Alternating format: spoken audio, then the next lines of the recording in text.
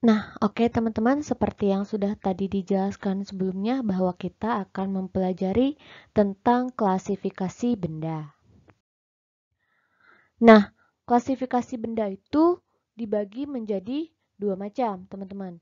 Yang pertama, ada benda tak hidup atau benda mati, dan yang kedua, ada benda atau makhluk hidup. Nah, kita lihat di sini gambarnya. Untuk kategori yang makhluk hidup mungkin semuanya sudah pada tahu ya. Makhluk hidup di sini ada manusia, ada hewan, ada tumbuhan.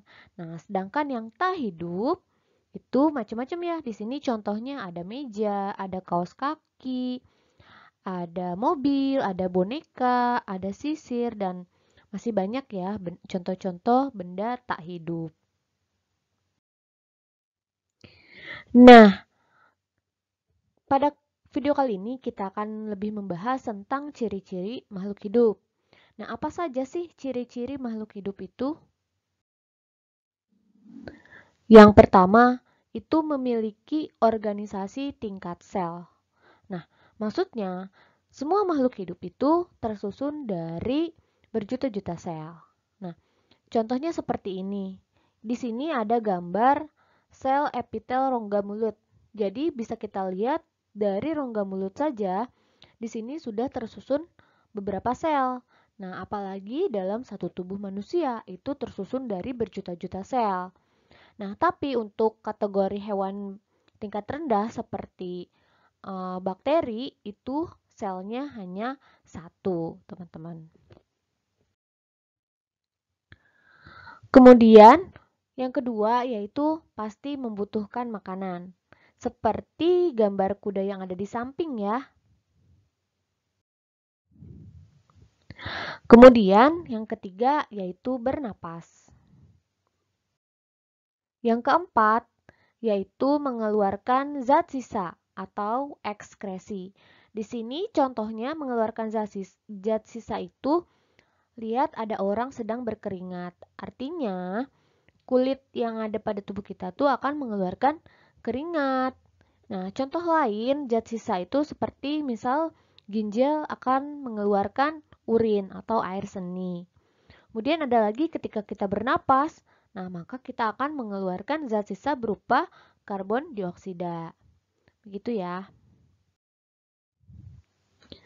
Nah, yang kelima yaitu berkembang biak atau reproduksi, seperti gambar ayam yang ada di samping. Yang keenam yaitu tumbuh dan berkembang biak. Bisa kita lihat di gambar yang ada di samping ini, ada gambar telur, kemudian menetas, menjadi anak ayam, dan menjadi ayam dewasa. Nah, artinya ayam tersebut mengalami pertumbuhan dan perkembangan. Kemudian, yang kalau misalkan kita sebagai manusia ya, dari awalnya yang tidak bisa berjalan, masih merangkak, kemudian sudah mulai bisa berjalan sedikit-sedikit, kemudian sudah bisa berlari, kemudian sudah mulai menjadi remaja, dan sudah mengenal tahu semuanya. Nah, artinya kita juga sebagai manusia itu tumbuh dan berkembang. Yang ketujuh yaitu adalah bergerak. Nah, seperti gambar kuda yang sedang lari di samping ini ya. Yang kedelapan yaitu respon terhadap rangsang atau iritabilitas. Nah, salah satu contohnya ini ada gambar, ada daun putri malu yang sedang disentuh sama tangan. Kemudian daun putri malu itu akan menutup. Nah, artinya daun putri malu itu respon terhadap rangsang. Nah, apa yang terjadi sama kita sebagai manusia? Kita juga respon terhadap rangsang. Misal, ketika kita melihat cahaya matahari, maka tiba-tiba mata kita terasa silau dan kita otomatis akan menutup mata kita. Kemudian yang terakhir yaitu memiliki siklus hidup. Nah, artinya makhluk hidup itu dimulai dari yang lahir sampai kemudian tumbuh dan berkembang menjadi dewasa, kemudian mengalami kematian. Nah, hal itu tidak terjadi pada benda mati atau benda tak hidup. Seperti contohnya misal kursi. Kursi tidak ada kelahiran ataupun kematian. Seperti pada makhluk hidup. Nah, jadi ciri-ciri makhluk hidup itu dapat kita simpulkan. Yang pertama, memiliki organisasi tingkat sel. Yang kedua, membutuhkan makanan. Yang ketiga, bernapas atau respirasi. Yang keempat, itu mengalami pertumbuhan. Yang kelima, mengeluarkan zat sisa atau ekskresi. Yang keenam, berkembang biak atau reproduksi. Yang ketujuh, itu bergerak. Yang kedelapan, itu respon terhadap rangsang atau iritabilitas. Dan yang terakhir yaitu memiliki siklus hidup. Nah, yang berikutnya kita akan membahas tentang klasifikasi makhluk hidup. Klasifikasi adalah proses pengelompokan organisme berdasarkan perbedaan dan persamaannya. Nah, makhluk hidup itu kan banyak, jadi makhluk itu perlu dikelompokkan. Jadi makhluk hidup itu diklasifikasikan berdasarkan ciri-cirinya, persamaan, juga perbedaannya dalam konteks anatomi atau struktur tubuhnya, morfologi dari bentuk tubuhnya, fisiologi dari fungsi-fungsi tubuhnya, perilaku, serta hubungan kekerabatan genetiknya. Jadi berdasarkan ciri-cirinya makhluk itu kelompok-kelompokkan lah. Nah, tujuannya untuk apa pengelompokan makhluk hidup itu? Untuk mempermudah dalam mempelajari makhluk hidup yang beraneka ragam. Ilmu yang mempelajari klasifikasi makhluk hidup disebut taksonomi. Dan tingkatan kelompok dalam sistem klasifikasi dinamakan taksa atau takson. Nah, jika kita lihat di sini ada tingkatan taksonnya. Nah, tingkatan takson ini berdasarkan ciri-ciri persamaan dan perbedaannya, teman-teman. Nah, artinya kelompok yang paling atas di sini adalah kelompok yang paling anggotanya jumlahnya paling besar, yaitu adalah kingdom. Kemudian, yang kedua, dikelompokkan lagi dari kingdom itu menjadi lebih kecil, yaitu adalah phylum. Kemudian dari phylum dikelompokkan lagi menjadi kelompok yang lebih kecil, yaitu adalah kelas. Nah, dari kelas dikelompokkan lagi menjadi lebih kecil, yaitu adalah ordo. Dari ordo dikelompokkan lagi menjadi lebih kecil, yaitu adalah family.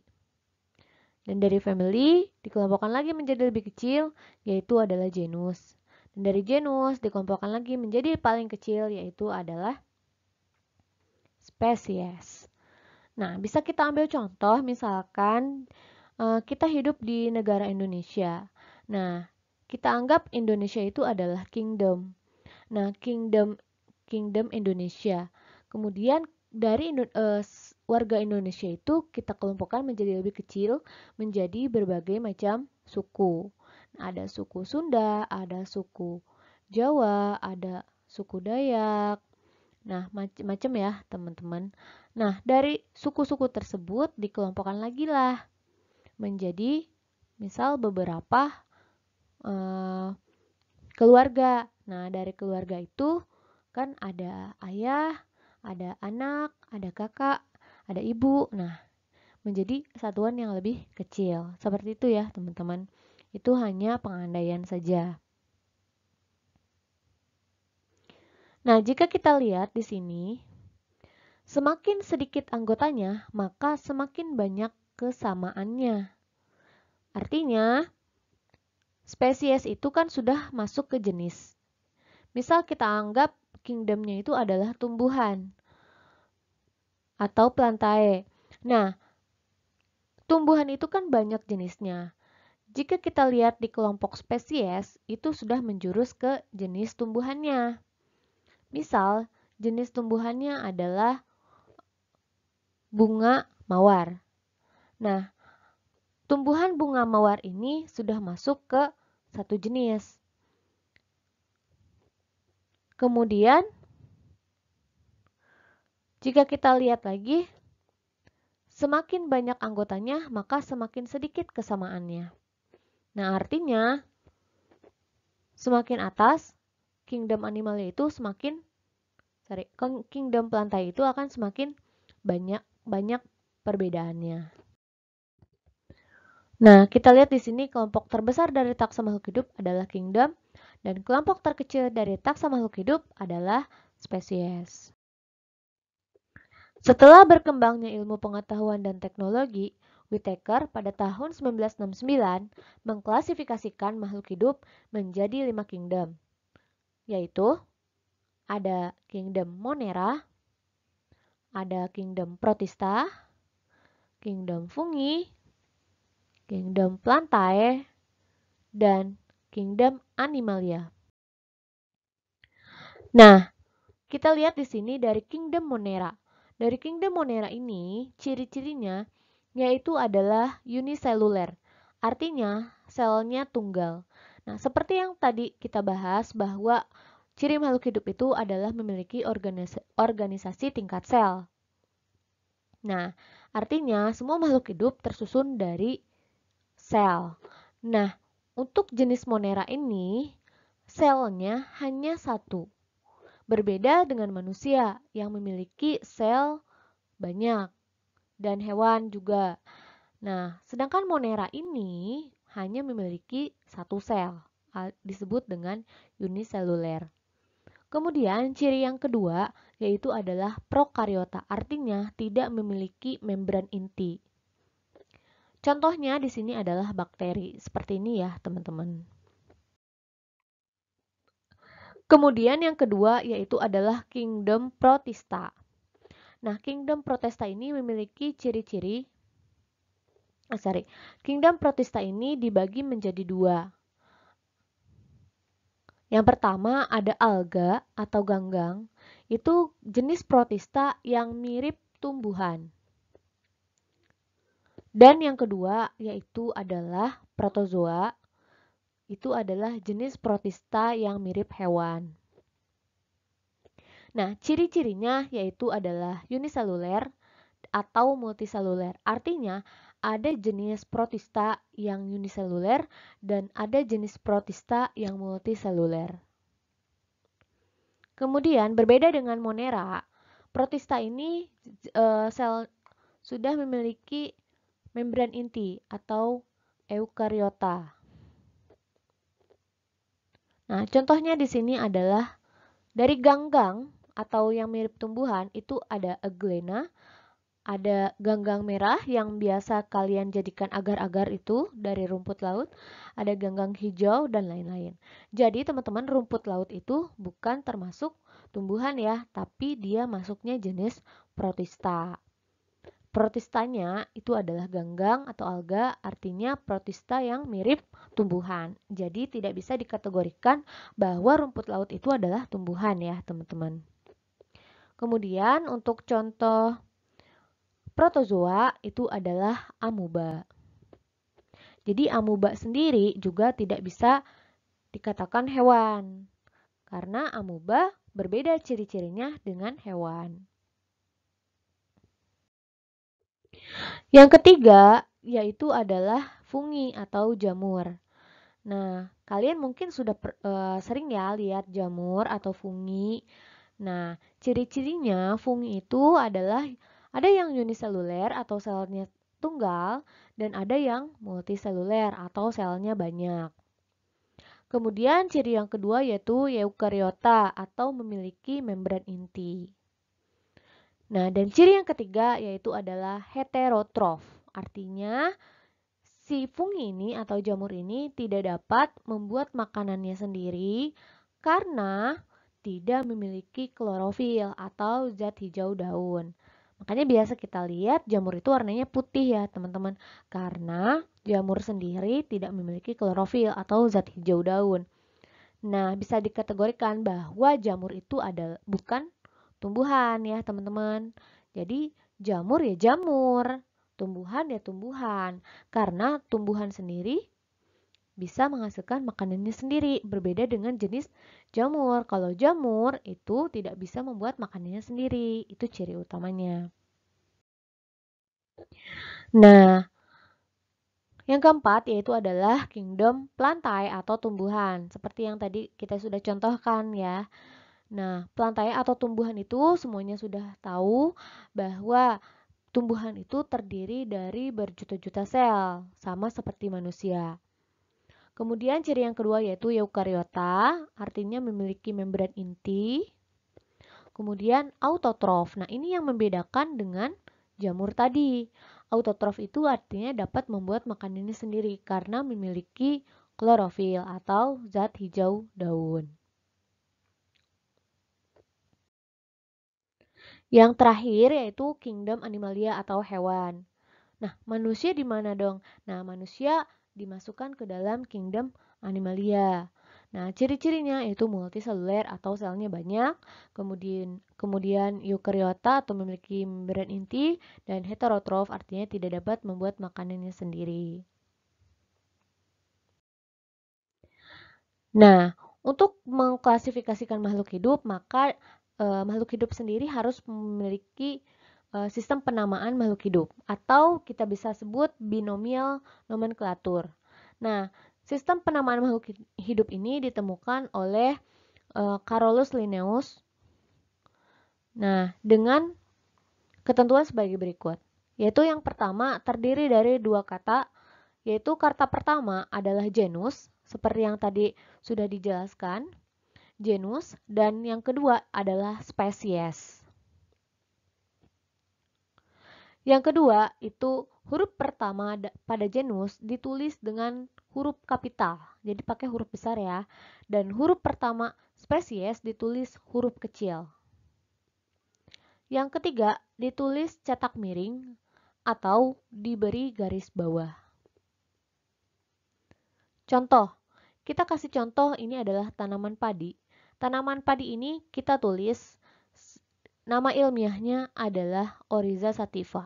Nah, penulisan yang benar dalam sistem penamaan makhluk hidup, sistem penamaan Latin makhluk hidup itu, kita lihat di sini Oryza sativa, O-nya besar, teman-teman.